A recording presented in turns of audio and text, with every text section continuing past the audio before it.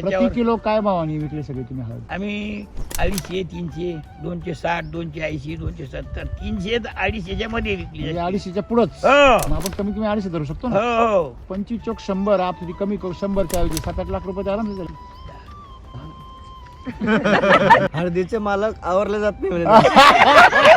ओपनला विकले असेल तर 4-5च झाले असते. हा, 3, 4, 5 दरम्यान झाले. बरोबर आहे. बरोबर. डायरेक्ट दुप्पट झाले. बरोबर. आणि सर्वात महत्वाचं म्हणजे तुम्ही प्रत्येक ग्राहकाला ज्याला ही हळद अतिशय महाग भेटते त्याला तुम्ही ती स्वस्त दिली. त्याला स्वस्त भेटली. व्यापारी कोणी नसल्यामुळे तुम्ही व्यापाऱ्याला विकले. व्यापारी तिकडं तो कमीत कमी 400 रुपये किलो तरी विकतो. इथे माझा एक व्यापारी आहे, त्याने कमीत कमी 20 किलो हळद विकली. त्याला म्हटलं तू 340चा रेट हा. आहे, तुला पटेल त्या भावात तुला 90 रुपये मार्जिन आहे. बर. मी 250 रुपये गेले. त्याने मला सुरुवातीला 250 रुपये दिले ना आडला तो मला. आणखीन काका मला 10 किलो हळद पाहिजे. हा. मग देतो. भरली पिशवी. हा. त्याच्या दुकानावर गेलो. हा. चल पैसे आण. 250च्या भावाने तू काही बी नाही देणार. 250चे भाव उतरले. मी 220 देईल, 230 देईल. सगळे बॅगा उचलत टाकल्या माझ्या बॅगेत.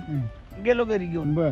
एवढा त्याला संताप आला. हा. तुम्ही काका तू माझ्या दुकानात ना हळद परत घेऊन गेला. बर. मला परवडत नाही. पुन्हा त्याचं तुरटून चालूच मला हळद पाहिजे, मला हळद पाहिजे. एक दिवस डायरेक्ट गाडी घेऊन त्याच्या दुकानात. काका म्हणे तू एकच नारळा नाही म्हणजे असा भेटला म्हणे मला.